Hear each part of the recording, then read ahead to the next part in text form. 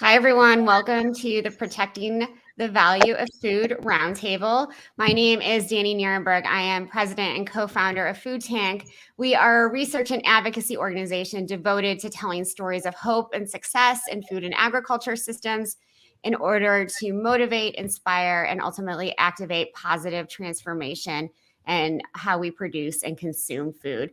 I am extremely honored to serve as the moderator of today's discussion. Today, we are bringing together key experts for a conversation on the steps needed to prevent food waste. Before I introduce our panelists, I want to sort of quickly set the stage for some of the folks joining us today. If food waste were a country, it would be the third largest emitter of greenhouse gas emissions, just behind China and the United States. Here in the US, 1/3 of all food produced goes to waste.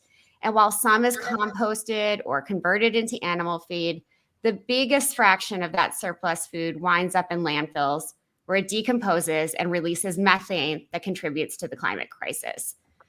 Food waste also wastes a lot of resources. The U.S. Environmental Protection Agency estimates food loss and waste is responsible for 170 million metric tons of carbon dioxide equivalent, equal to the annual CO2 emissions of 42 coal-fired power plants.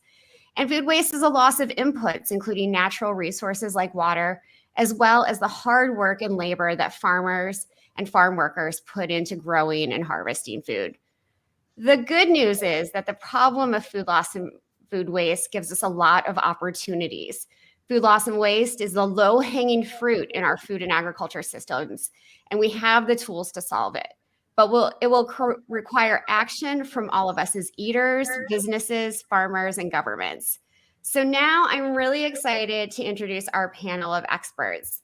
First, we have Suzanne Long, Chief Sustainability and Transformation Officer for Albertsons, the second largest food and drug retailer in the United States. Next is Jackie Suggitt, the Director of Capital Innovation and Engagement at ReFed, which is a national nonprofit working to end food loss and waste by advancing data-driven solutions. And we have Ryan Began, the CEO and co-founder of Divert, an impact technology company on a mission to protect the value of food. So thank you all for being here. I couldn't be more excited to be with you all. And I just kind of want to dive in because I know we have a lot of questions. Ryan and Jackie, I'm hoping that I can start with you both. The UN Sustainable Development Goal 12.3 sets a target of having per capita global food waste at the retail and consumer levels and reducing food losses along production and supply chains, including post-harvest losses. And they want to do this all by 2030. It's very, very ambitious. And we just have 7 years left now. How much progress have we made toward that goal? And what still needs to happen? And maybe, Jackie, you can go first. Sure. Yeah, happy to start. And thanks for having me. I think when we answer this question, we have to remember that we had a very fast-moving train as far as the increase in food loss and waste that we were seeing, that we first had to slow and stop before we can be reducing food loss and waste per capita. So our data currently goes through 2019. That will be being updated here in just a couple of weeks. So maybe we have this conversation again. But as of 2019, we did show a slow and leveling off starting in about 2016 of food loss and waste, and have now seen a 2% reduction per capita since 2016. So we are moving in the right direction. Important to note that's pre-COVID. So it'll be really interesting to see what happened in 2020 and 2021. And I'm sure Suzanne can provide some interesting insights from her perspective on that. But we need to be moving faster. Moral of the story is we do need to be moving faster. We need more capital in the space. We need more supportive policies in the space. We need more leaders like Divert and Albertsons to be leading in the space as well, so that we can meet or get closer to our 2030 goals. Absolutely. Thank you so much. And I do want to come back to that COVID question and what happened during the pandemic. Ryan, I'm hoping to hear some of your thoughts. Yeah, again, great for having everybody here. When we think about what has happened since 2007, when we founded the business, there is more awareness now than there ever has been. Conversations used to be just strictly landfill diversion, zero waste. That's like circa 2010. I think when everybody started to look at what was coming out of that stream, they kind of took a step back and said, well, wait a second, why are we wasting so much good food? You see that in legislation starting in France. You see that in California with SB 1383.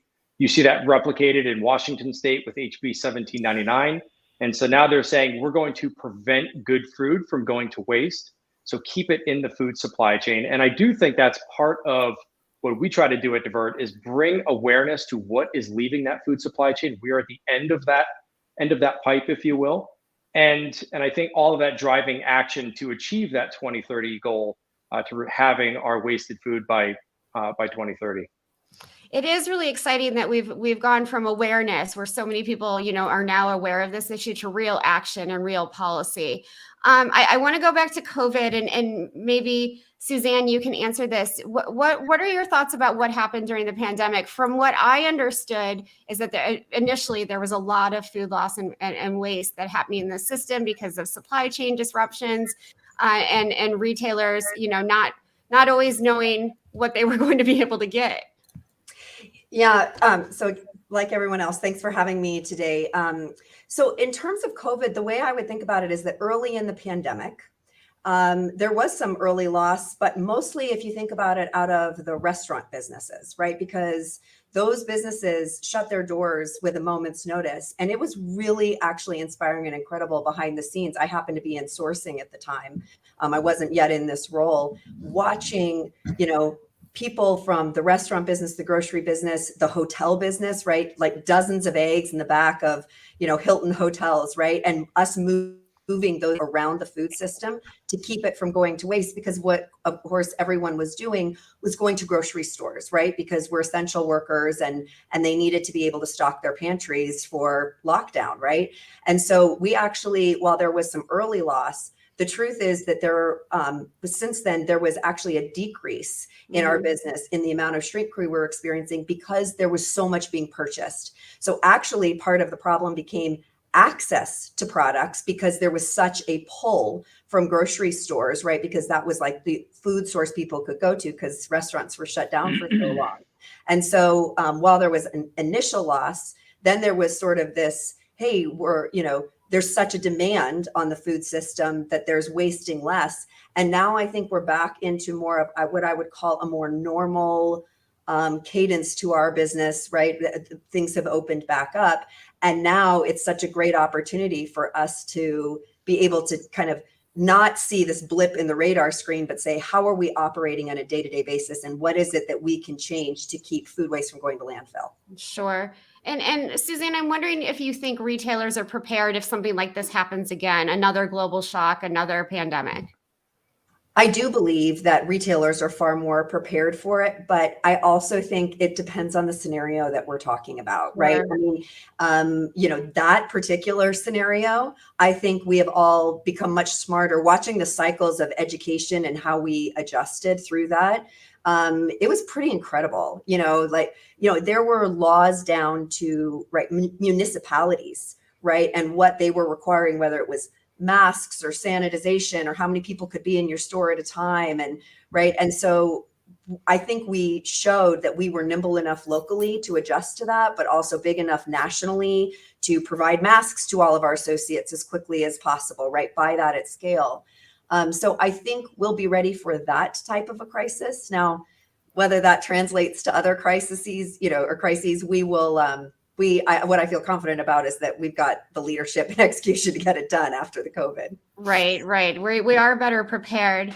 I want to go back to this awareness issue for a minute, because I've been going to the climate COPs for several years now. And especially at COP27 in Egypt last year, there was a lot of more connection probably than I've seen in a long time between our problem of food loss and food waste and the connection to the climate crisis. So I'm wondering from all of you, are you seeing that? Are you seeing that people really understand, that connection and how food loss and food waste contribute to greenhouse gas emissions?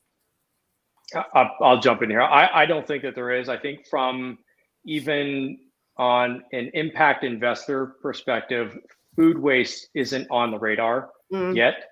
I think from a climate impact, it obviously should be. And that conversation just needs more awareness. I think these types of broadcasts are critically important to helping folks understand how their daily decisions, but then even those investment dollars that Jackie referenced flowing into the industry to help address this problem. Great. And just to add to that, I think from a consumer perspective, that connection isn't there. I think the positive side is I think we are starting to see more awareness of food waste in general. COVID had a big thing to do with that. Inflation has a lot to do with that. Just as consumers, it's a higher percentage of our income being spent on food now. So I think there is more inherent value placed on it. I think what is positive, and Ryan, I agree with what you're saying. The one positive side I'd add to it is we did just have the North American Leaders Summit, where we had leaders from Canada, the US, and Mexico come together to align on climate goals.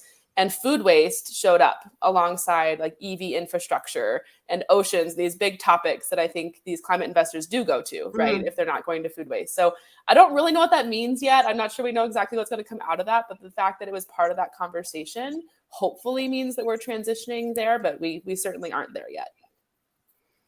Suzanne, any thoughts? Yeah, I think that I think it's hard for people to make that connection no matter how much education they're given. I mean, the hard part about climate is we experience it, but not sitting in our office, not sitting in our living room, right? So like kind of, I think people's natural day-to-day routine, it isn't part of the psyche. But I think what is part of the psyche, and this is part of, what I'm trying to address in my job is I think people can very much relate to people being hungry. And I think people can very much relate to wasting money on things that you throw away. And so I think, it's sort of like getting my kids to eat strawberries. I know it's healthy for them, but they just like the taste, right? And so I don't need to get them all the way to, this is how this is nourishing you and helping, you grow big and strong. Like they don't need to, by the way, my kids are grown, so they're going to laugh that I'm using this as an example. But when they were young, I fed them strawberries. I knew they were healthy, but I just needed them to eat the strawberries. And I feel like that about food waste, that I think what I'm trying to do right now is help awaken people to the food that we waste that is very much something that someone else would not see as waste. And in fact, I am becoming probably unnaturally good at dumpster diving. Like I crawl into the trash, right, at stores or into our Divert bins, right, and look and see, gosh, what could we have donated that and we're still not sending it to landfill, which is great, but could it have gone into the mouth of someone who needs it? Right. And then it very intentionally eat that food in front of other people to say, if I'm expecting someone else to eat it, I better be willing to eat it myself. And so then I think people start to make the connection of, wait a second, what I'm wasting is edible and someone else can use. I think that connection is tighter for them right now than climate. And the other thing is, unfortunately, climate has become such a politicized topic. Yeah. But feeding hungry people, everybody can rally behind that. And so it keeps that sort of unified message, even when you feel like you're in a polarized space. Absolutely. Absolutely. I want to come back to how food waste is as a bipartisan issue. But before I do that, I would pay good money to see the glamorous Suzanne Long dive into a dumpster. Oh, and by the way, just so you know, I even have what I call my dumpster diving outfit, which is a business outfit, because if I wore a hazmat suit, everyone would be like, oh, she's afraid of the food waste. Oh no, I am shoulder deep in that stuff. Call me up the next time. I think Suzanne brings up a really good point here because of, the anecdote she talked about with her kids. I'm wondering for all of you, as somebody who's in the advocacy world and works to try to tell these stories better, do you all have any advice about how we can make those connections between food loss and food waste and our climate crisis? I probably borrow from the retail industry and say what gets measured gets managed. Right. And I think even just personally at home, when we're putting wasted food aside and you start to quantify and you're looking at what gets wasted, I'll build on Suzanne's strawberry example. Driscoll strawberries sitting in my fridge last night, and we are slicing off like surgeons all of the bruises. The fruit is unbelievable. I've convinced my son that if you want me to buy strawberries going forward, you're going to eat the strawberry, even though I've carved it up for you. And he eats it. And so I think it does drive that change. starts with us as parents, as stewards, and how do you then drive that into our culture? How do you become aware and then drive action? And Suzanne referenced our bins. I think that's really where we like to start from a business perspective. Instead of this black hole in the wall, having to like crawl into a compactor. It used to be, if you're going to do a waste audit at a retail location, for example, you're going to open up the compactor and you're going to drag everything out. Having that bin in the back room, the ability to walk in, if you're a store manager, produce manager, and you walk in and you see what's in the bin very quickly. We also try to bring that experience and centralize that experience. So if we can measure those things at our facilities and bring it to that corporate office or that district manager, those are the types of things that we're trying to build into this platform to really stop wasted food. Absolutely. Jackie, any thoughts? Help me do my job better, Jackie. I read the other day that I think we are on average 3 generations removed now from agriculture as Americans. And I think if we're going to try and connect food waste to climate, we have to reconnect food to the earth. Right. And I read a stat the other day that was staggering about, I don't remember the number, but the number of middle schoolers who don't know that beef comes from cows, for example. And I think reconnecting consumers and our families and our children, our communities with where food comes from, let people get their hands dirty growing a garden, or just re-engaging people in the act of growing food and building that connection back to the earth, I think is almost the first step before we even start talking about climate impacts. Great suggestion. Jackie, I want to stay with you for a second. Ryan mentioned, what gets measured matters. And in 2021, WWF released a report that found that 2.5 billion tons of food goes uneaten in the world each year. That's 1.2 billion tons more than those previous estimates that people like me were throwing around. And I'm wondering if you can talk about the challenge of capturing all that data on food loss and food waste, and why were we so off base? Yeah, it's an interesting challenge to measure food waste. First of all, it's a systemic issue. So it is happening from farm to fork and every point of the sector in between. There are different methodologies that you need to use at each point in that supply chain to measure food loss and waste. And the other interesting factor when we start talking about measuring solutions is that decisions that are made on farm, for example, don't necessarily lead to farm waste, and decisions that are made in retail don't necessarily lead to retail waste. So we have to really look systemically to understand kind of the causes and effects of food waste. And then when we get to consumers, it's even more challenging because we can't go in and sit on a consumer's kitchen table and measure it. We're relying on self-reported data. We all know, even with our best intentions, that whenever we are self-reporting our behaviors, we behave really well. And so I think that leads to a lot of underestimation in some points. And then just the complexity, as I said, of aligning these methodologies of waste happening in all sorts of different environments and all sorts of different food businesses. We define food waste differently, even in different states and cities and companies. And so all of that, I think, makes it really challenging to paint a cohesive, clear picture on how much food is going to waste. Absolutely. Can you talk a little bit more about how ReFed tries to address this issue specifically on, those gaps in our data knowledge? Yeah, I think a philosophy that drives our approach is we want to have really great data, but we can't make the perfect the enemy of the good, right? We can't wait for perfect data or we will never publish data. And so our approach has been, let's find the best available data that we can from every sector in the supply chain and every node in the supply chain and be transparent about it. And so we have, I think, over 45 different data sources that go into our insights engine, which is our aggregated data set on food loss and waste. But then we're transparent of where does this data come from and how confident are we that it's actually reflecting what we want it to reflect. And coincidentally, that becomes a research agenda, right? Where we have low confidence levels in data, we can say, okay, we need to go out and improve either our approach or methodology or data sources for this data. Great. Thank you for explaining that. Ryan, I want to turn to you now because data and technology is obviously important to the work that you're doing. And can you explain how Divert is working to create greater transparency around this issue? And then, I guess the second part of that question is, how do you communicate that transparency effectively? Great question. And it's a journey. For us, we have the opportunity. We manage just under 0.5% of all food waste in the US, so 63 million tons, that 0.5% of that. And so it gives us a different insight. We get to see what is happening in Georgia, Washington State. We have the opportunity to see cross sections within retail, what practices are working and what aren't.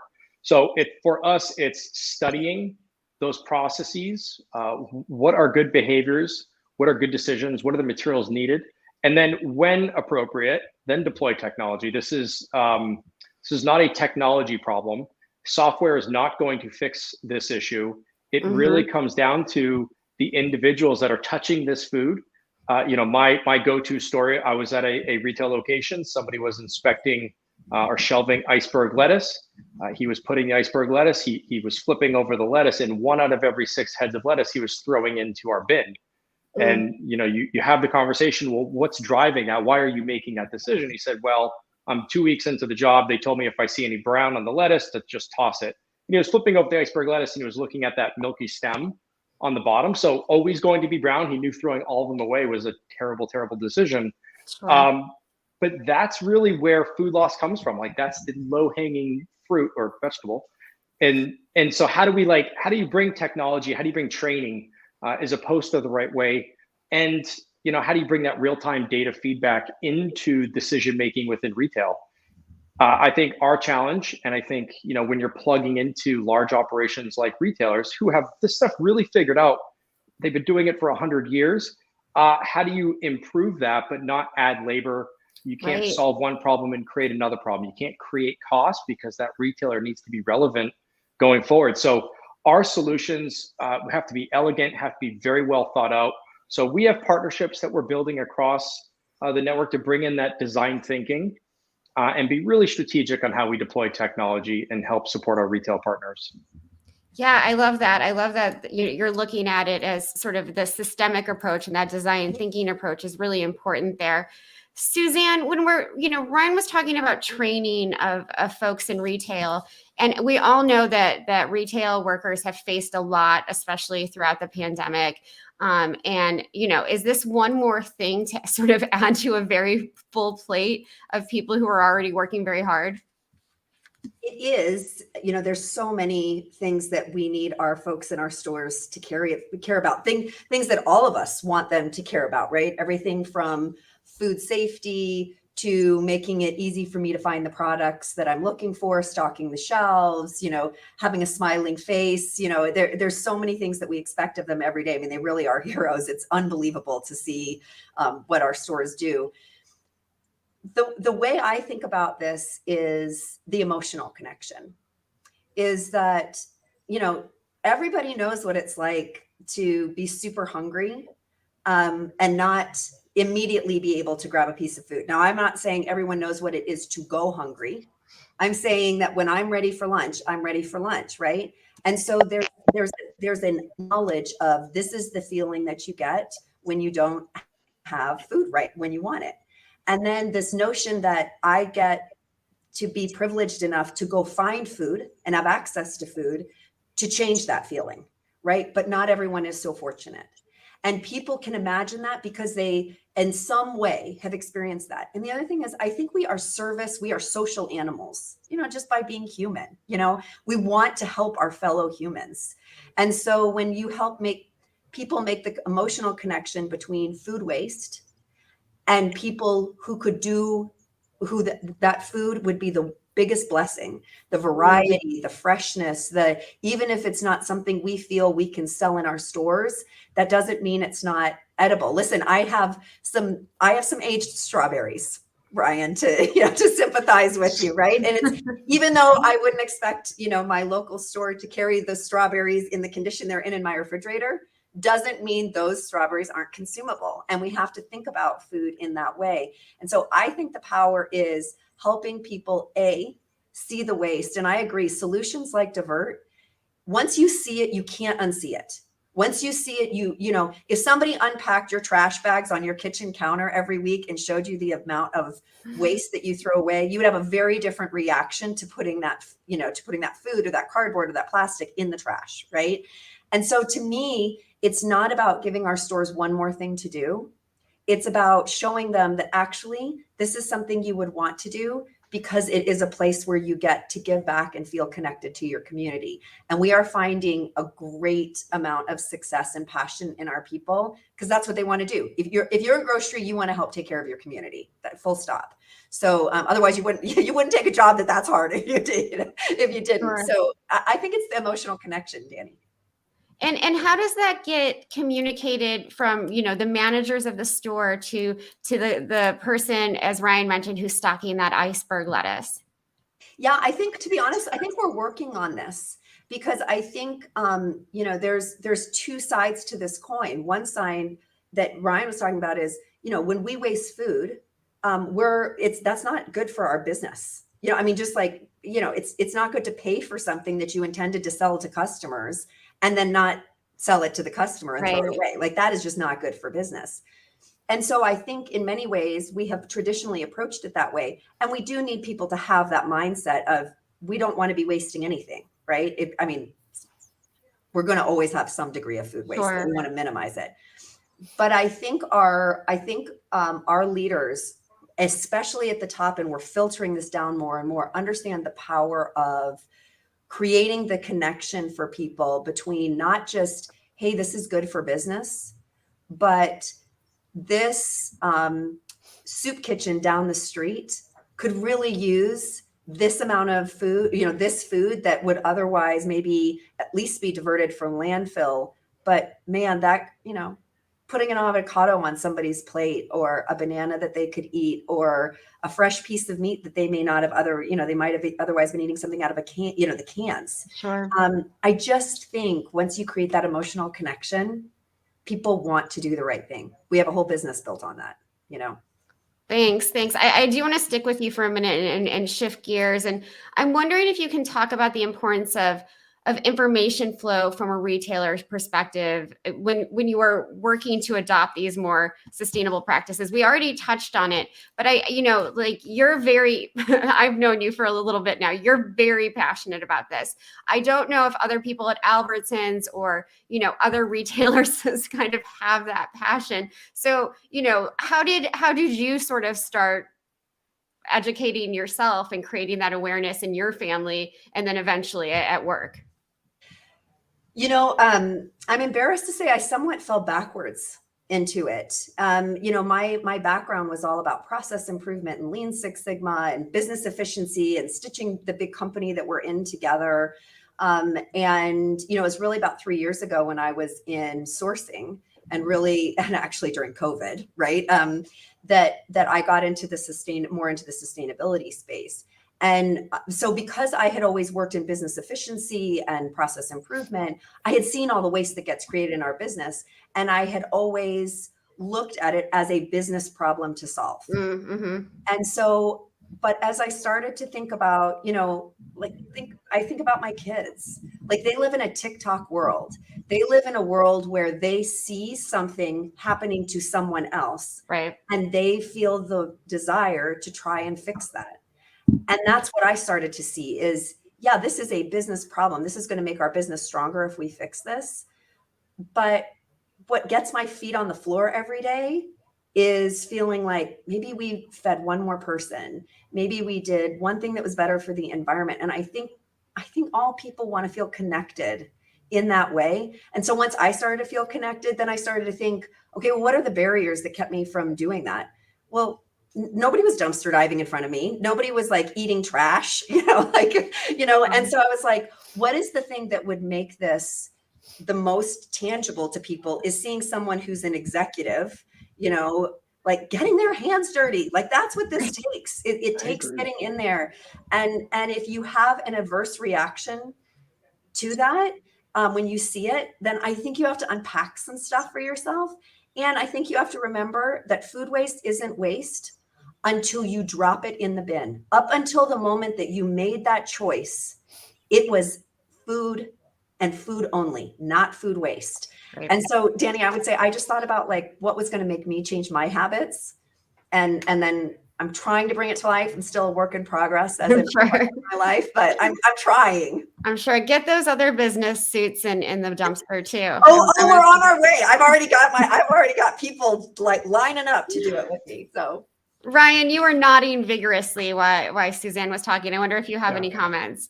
I think it's very easy to be on the outside looking in at retail and just say, stop wasting food. Why are you throwing so much food in the, you'll see, news reports of like folks diving in and eating trash and just sort of putting a stain on the industry. It is really difficult to operate a business where you have 200 employees inside of one retail location. Keeping that food on the shelves is a challenge enough. Keeping food moving through the supply chain is a massive challenge. Layer on top of that these additional challenges that they have that they're seeing every single day, from theft, disgruntled customers, or trying to help customers, as Suzanne pointed out. So when it comes to how do we move product through the supply chain, how do we keep that product as fresh as possible, how do we meet that consumer and deliver to their needs, I think that's the best managed practices that exist across retail. I don't think it's a new information flow that has to exist. I think we have to streamline these things that are happening inside of retail, create tools that are focused on the employee. If you look at what has happened over the last 5 years, maybe even 7 years, a lot of these tools are to bring the consumer into the store, from Instacart and curbside delivery or pickup. I think it's actually looking inside. There are some retailers who are still ordering food on green screen DOS type programs. These are like 1980 tools, and you're purchasing $150,000 or more of produce in one sitting. There's a lot of a room for opportunity. You don't actually see what you're purchasing. You don't know what your inventory is in the back room. Are you rotating your inventory with a FIFO type process? Is food being delivered to the store and immediately going into the produce cooler? How do you measure these things? How do you bring a KPI? I love Suzanne's background because I think this is exactly what's needed. We need design thinking, systems thinking, Six Sigma type tools that have solved so many other problems through manufacturing and other industries. Bring them into retail, layer in some technology, and we're well on our way of solving this problem. Average grocery store has a net profit of roughly $40,000 per store per month. That same store will buy and throw away about $40,000 per month of food. Like, there doesn't need to be an incentive. Everybody knows this is a problem. How do you create elegant tools that plug into that system, which is already a really complex operation? That's our mandate. Like, as a business, we're seeing other folks come in the startup world that are helping and starting to address these problems. So it's an exciting time. I think this has really evolved over the last 3-4 years. Absolutely. I love that term, elegant solutions. That's awesome. Or elegant tools. Jackie and Ryan, you both really advocate strongly for bringing as many folks to the table, so to speak, on this issue. And I wonder where you're seeing really promising partnerships and collaborations come about. From my side of this, I feel like there are lots of unusual collaborators, unlikely suspects who are coming into this space to help solve it. Sure. Yeah, I can start, and I can brag on Suzanne a little bit more here too as a participant in this. But one of the partnerships that we've been focusing a lot of effort on the last couple of years is the Pacific Coast Food Waste Commitment. So this is a public-private partnership, a voluntary agreement between retailers and other food businesses, and then local and state level jurisdictions along the West Coast of the US.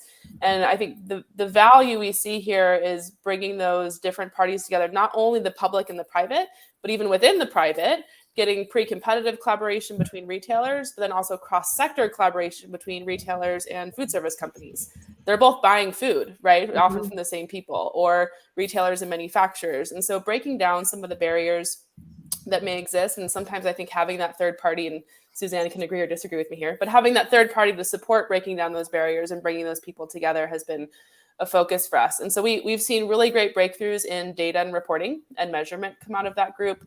We've seen a lot of momentum in what we call intervention projects, but pilots essentially, and the sharing of that information between these businesses to take that to scale faster. So I think that public-private and then that pre-competitive kind of intersector collaboration is a really interesting intersection point. Great. Suzanne, do you want to comment before I turn to Ryan? Sure. I think, excuse me, I think there is so much momentum in this space. I mean, when I go and talk to CPG companies, at the annual FMI conference, for example, this is one of the biggest things that every one of them is talking about. Everybody wants to make progress, in this area. And I do see this huge amount of energy that people are putting towards how do we solve this and what do we do? The hard part in solving all big problems like this is that everybody sees how big the problem is, but how do you take those little steps, to get there? And, my boss is Susan Morris, who's our COO, and she has this great phrase, which is, the best way to get something done is to do something. Right. And so it doesn't have to be that you are moving the whole mountain at once. It can be you are taking the first step.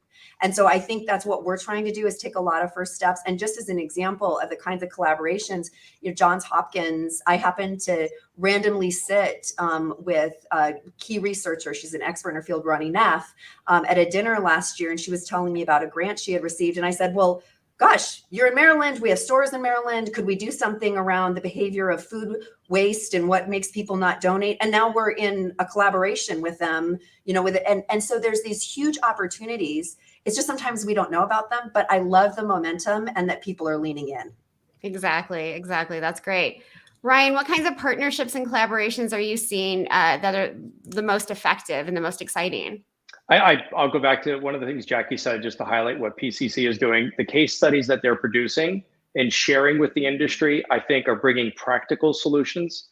And that practicality approach to solving wasted food is really important. Mm-hmm. It's really easy to talk about food donation. Like, why aren't we donating more? You should donate the food coming off, and it should not be going into the dumpster. The problem is, if you look at the food donation network, it's driven by volunteers. Somebody has to drive to the back of that store.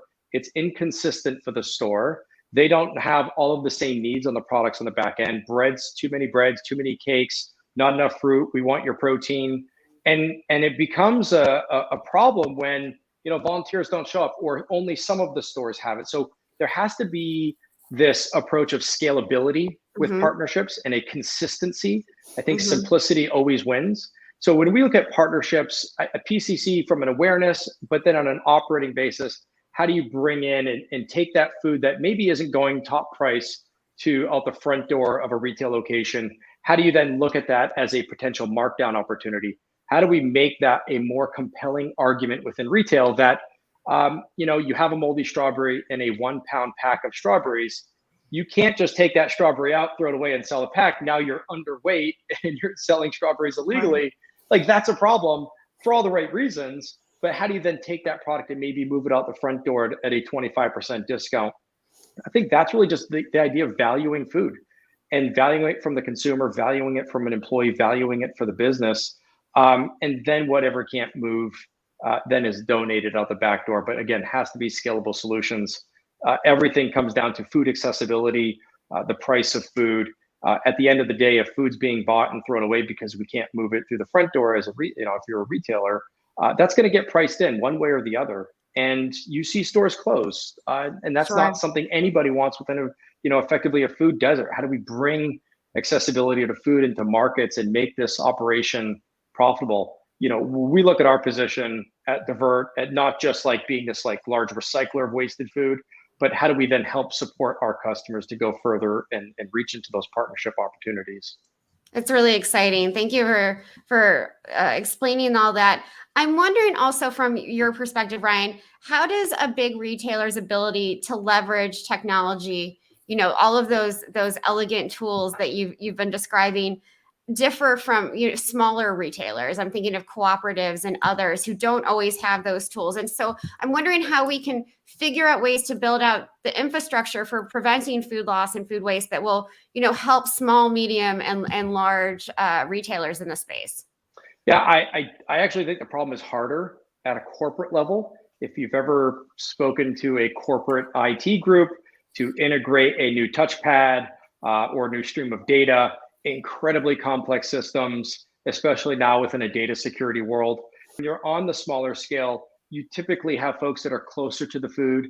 The owner has more presence. You can drive that culture in a local location. If you have 1 to 4 or 5 stores, it is a somewhat easier, still a really important problem But when you have 2,000 locations or 1,000 locations spread across just a wide geography, how do you bring that culture? How do you bring that awareness and integrate that technology in a way that scales, not at 5 stores, but 500?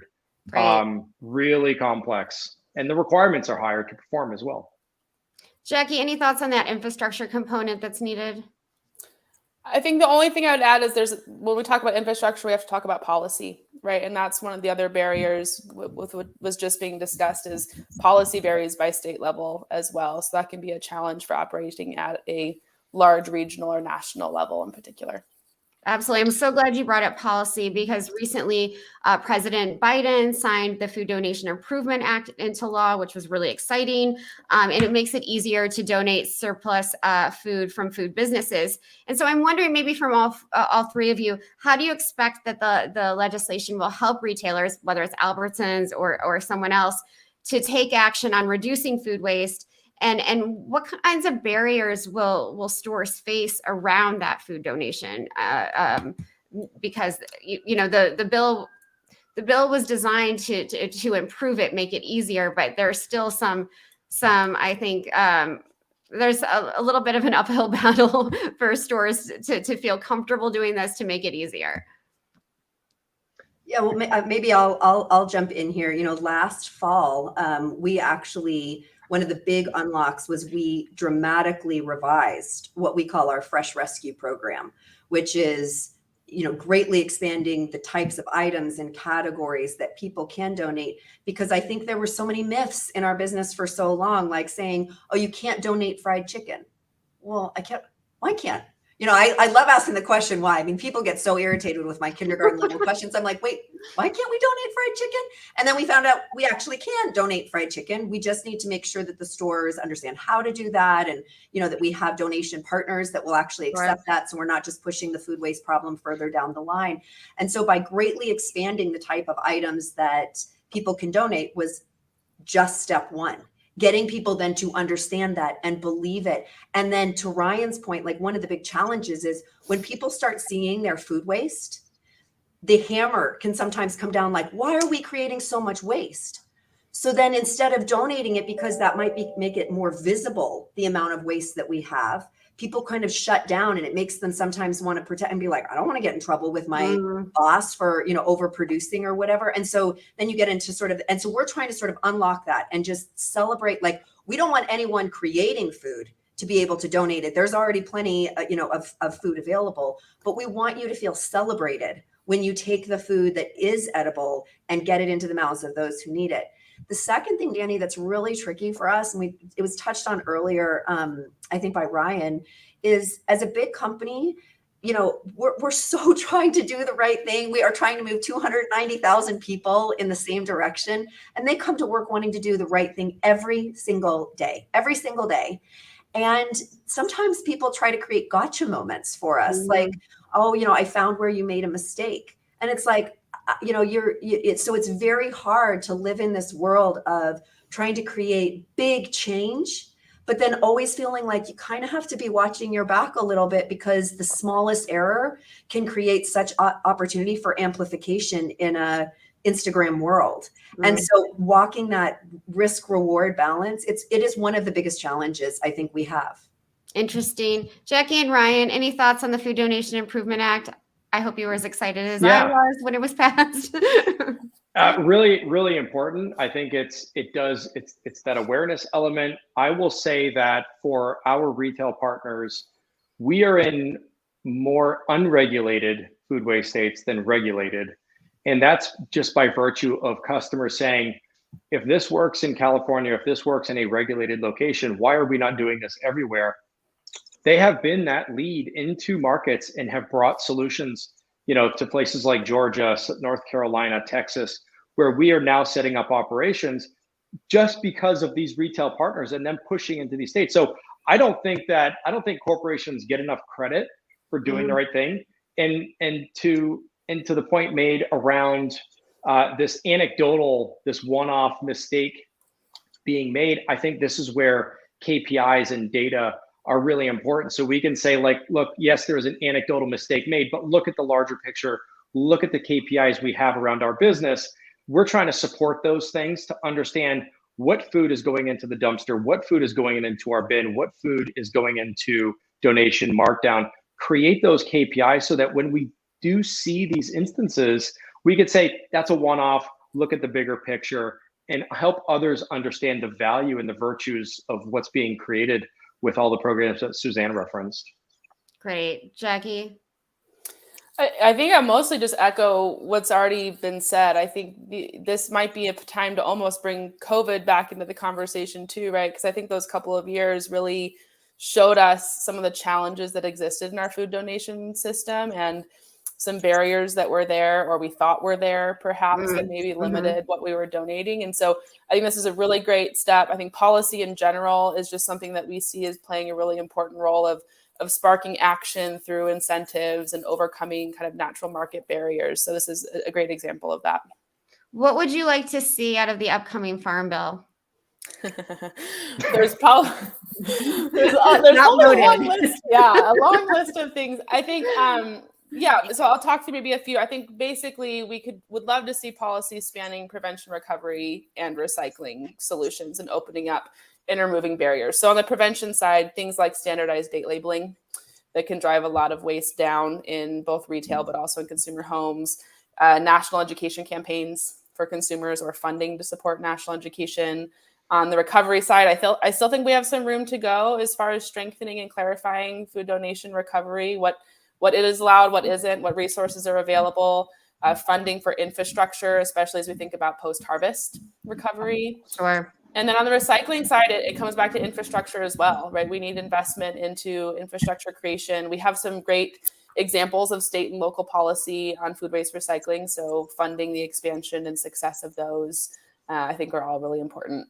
And then I think we'd love to see more funding going into maybe an Office of Food Loss and Waste, just more resources at that federal level to have someone dedicated to focusing on this issue and not having it tucked under much larger, broader issues of food sustainability. Absolutely. I love that. An Office of Food Loss and Food Waste would be amazing. I think you should head it, Jackie, although I don't want you to leave refed. And any other thoughts, Ryan or Suzanne, on what the upcoming farm is always a very good thing for the industry. We as a business are somewhat reluctant to chase incentives and government programs because here today, gone tomorrow. And at the end of the day, it's just like this fundamental decision around food. We need to keep food in the supply chain. We should not be growing, packaging, shipping, marketing, and retailing food that doesn't actually end up into the consumer's hands and consumed by the consumer. I think a lot of the food waste existing at the home level, how do you regulate that? We also have this massive landfill problem in the US that we keep taking food waste, which is 85% water, all of the nutrients, energy, time, resources that went into that food going into the landfill, making up, roughly 35%. This is a crazy problem. So I think it's not just food and farm bill. I think it's a resource issue. I think landfills are really important to, until we're able to recycle everything that we generate as a society. But one of those things, probably the easiest thing to recycle that we just don't, is food waste. It's mostly water, it's nutrients, it goes back to the land. I'd like to see more action around that. Like, how do we think about the 7 years of landfill capacity that exists in the Northeast? In Massachusetts, we're every day on trains, sending carts of food, of trash to North Carolina, South Carolina, West Virginia, New York City. Connecticut doesn't have its own disposal capacity at all within the entire state. They export their trash. This is a problem. We need to think smarter. So it's not just that front end, it's also what do we do on the back end as well. For sure. We definitely need to think smarter about this issue. Suzanne, any thoughts on the Farm Bill? Nothing that hasn't already been discussed. I'm so focused on just making us the best retailer we could possibly be and getting the word out that, to be honest, that's where 99.9% of my energy is. I totally understand. Jackie, what a big fan of ReFed I am, and your roadmap to 2030 identifies, many different strategies to reduce U.S. food waste by 50%. And I'm wondering, from your perspective, is there one or two most impactful things that you're most excited about in that roadmap? That's a really hard question to make me pick one or two. I think your favorite child. Go ahead. Yeah, exactly. I think not to not answer your question, but I think since we are really focusing about the nexus of food waste and climate change, I have to say that we need to be focusing on the prevention solutions and stopping this food waste from becoming food waste as early in the supply chain as possible, right? Yeah. And so you've referenced it in your introduction, but the longer that food is in the system, the more climate impact it's accruing, essentially, right? So any of those solutions that are either on farm or early in the supply chain to be extending shelf life of food, to be rerouting food that we know won't make it to its traditional channel earlier into the donation system, for example, packaging solutions that can extend that shelf life. I can't pick a favorite child. I think they're all essential, but the prevention message is really the important message when we're layering on the climate change topic as well. Great point. So since we are talking about the climate crisis, I think my final question for all of you is, there are lots of different kinds of folks watching this webinar today. People who are already very interested in this issue, regular eaters, probably farmers and researchers and scientists. What do you want them to take away from this conversation? Is it just the awareness that the climate crisis and our food loss and food waste crisis are connected? What sort of messages do you want them to take home to their business, to their, if they're working for a legislator, to their homes? What do you want them to take away from all of this? I'll say it is awareness. I think it's family and friends. I think it's how do we think about what is being wasted? When you open up your refrigerator and you're seeing an apple or something that is bruised, cut the bruise off and the fruit is still good. We should not be throwing all of that into the trash. I will pick one of Refed's my favorite child, if you will. From Refed, it has to be consumer driven. We are a market-based economy. Retailers are delivering to the consumers what they want, which is cost value food. How do you then continue that value? Food is so cheap in the US relative to other parts of the country. We only realize that when there's scarcity. When food's not available, you say, well, geez, now I'll pay 1, 2, 3 times, for a pound of apples or eggs, if you will, given the recent example. Right. And so I do think that this is on the consumer. I think we need more awareness, a more concerted effort to help consumers. Super Bowl commercials are fantastic and probably a step in the right direction. We can't afford those yet, but that is what's needed. Great, thank you, Suzanne. Yeah, I think it's, back to the quote I shared earlier, sort of the best way of getting something done is to do something.